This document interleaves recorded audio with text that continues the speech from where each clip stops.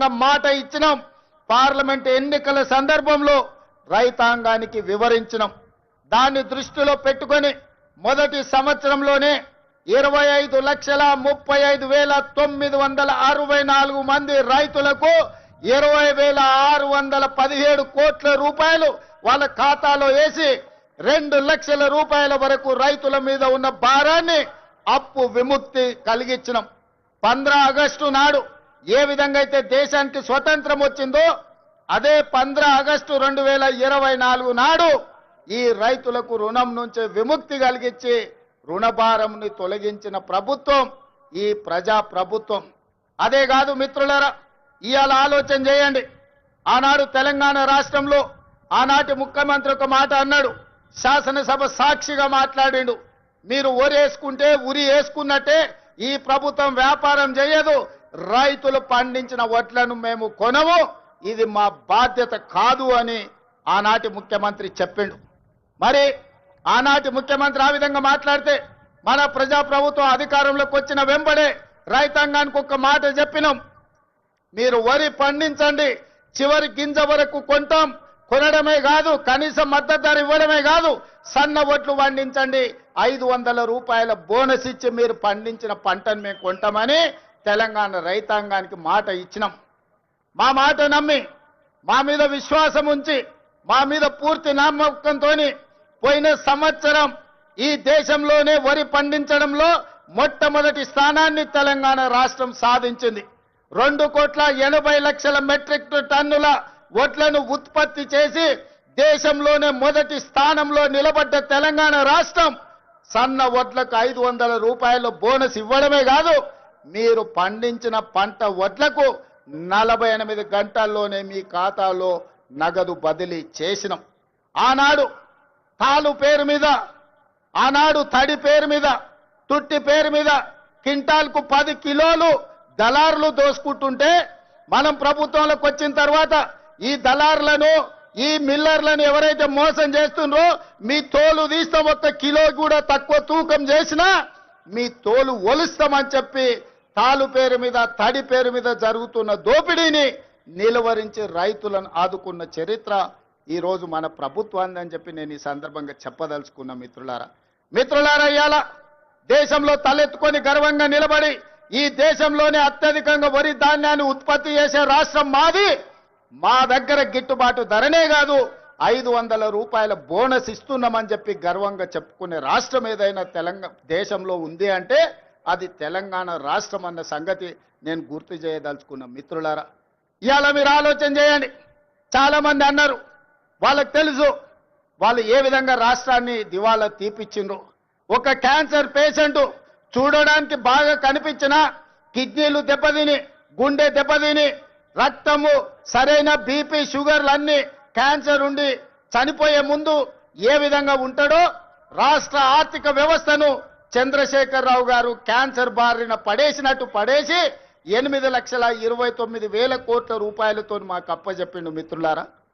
ఆనాడు ధనిక రాష్ట్రం 16,000 కోట్ల రూపాయల మిగులు బడ్జెట్తో అప్పచెప్తే 10 ఏళ్లలో 8 లక్షల కోట్ల రూపాయలు అప్పు చేశాడు. ఇవాళ వాళ్ళు గొప్పలు చెప్తున్నారు. ఆయన శని మామ శకుని మామ అల్లుడేమో శనీశ్వర అల్లుడు ఇవాళ మాట్లాడుతున్నాడు. శకుని మామకు తగ్గట్టు శనీశ్వరపు అల్లుడు జమైండు. ఇవాళ మీరేం చేసిండ్రయ్యా రైతులకు అంటున్నాడు.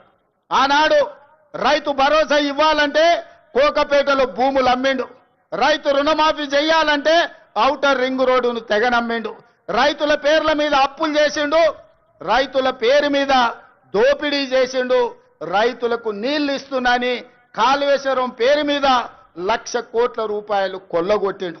ఇవాళ రైతుల ముసుగులో రైతు సెంటిమెంట్ను అడ్డం పెట్టుకొని ఆనాడు భూములు అమ్ముకోవడమే కాదు, ఔటర్ రింగ్ రోడ్డును తాకట్టు పెట్టడమే కాదు, 1,00,000 కోట్ల రూపాయలు కాళేశ్వరంలో కట్టడం కూలడం జరిగింది. ఇవాళ రైతు సెంటిమెంటును వాళ్ళ ఆదాయ వనరుగా మార్చుకున్నారు. ఇవాళ 1,000 కోట్ల రూపాయలు సంపాదించుకున్నారు. నేను ఈ వేదిక మీద నుంచి అడగదలుచుకున్నా, తెలంగాణ రాష్ట్రం రాకంటే ముందు మీ ఆర్థిక పరిస్థితి ఏంది? ఇవాళ మోయినాబాద్లో హరీష్ రావుకు ఫామ్ హౌస్ ఎట్లొచ్చింది, జన్వాడలో కేటీఆర్కు ఫామ్ హౌస్ ఎట్లొచ్చింది, గజ్వేల్ ఎర్రవల్లిలో కేసీఆర్కు 100 ఎకరాల ఫామ్ హౌజులు ఎట్లొచ్చినాయి, ఇవాళ టీవీలు ఎట్లొచ్చినాయి, పేపర్లు ఎట్లొచ్చినాయి.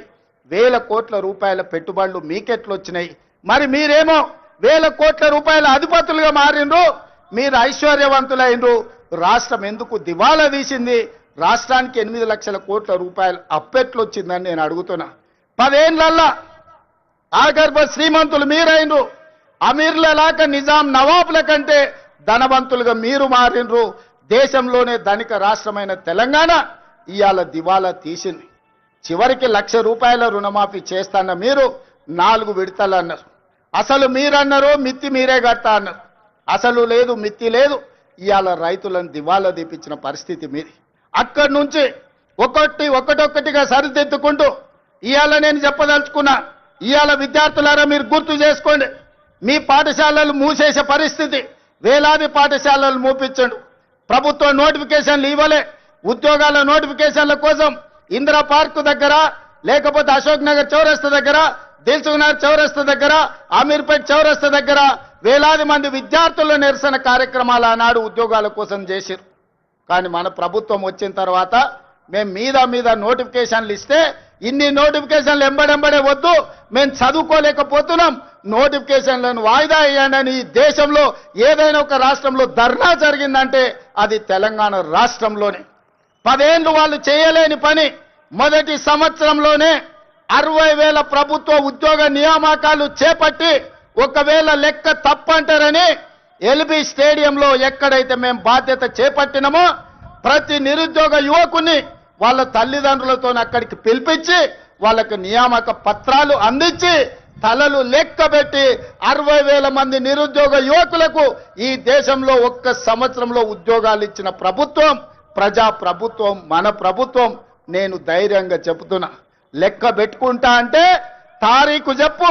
60,000 మందిని లైన్ గా ఇదే సచివాలయం ముందల నిలబెట్టి ప్రతి తల లెక్క కట్టి 60,000 ఉద్యోగాలు ఇచ్చినట్టు నేను నిరూపిస్తా. చంద్రశేఖర్ రావు, 10 ఏళ్లలో నువ్వు ఎన్ని ఇచ్చినావో ప్రజలకు ఒకసారి సమాధానం చెప్పు అని నేను అడుగుతున్నా.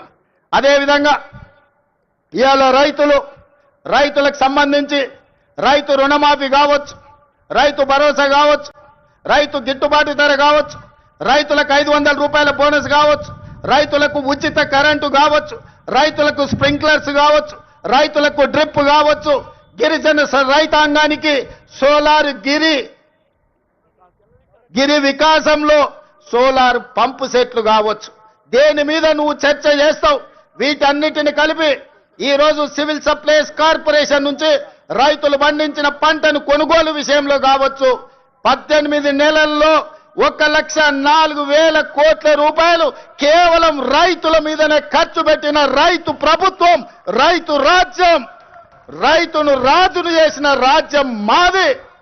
వ్యవసాయాన్ని పండుగ చేసిన ప్రజా పాలన మాది. చర్చ చేయడానికి నువ్వు సిద్ధంగా ఉన్నవా చంద్రశేఖర్ రావు గారు అని నేను అడుగుతూ నీ వేదిక మీద నుంచి.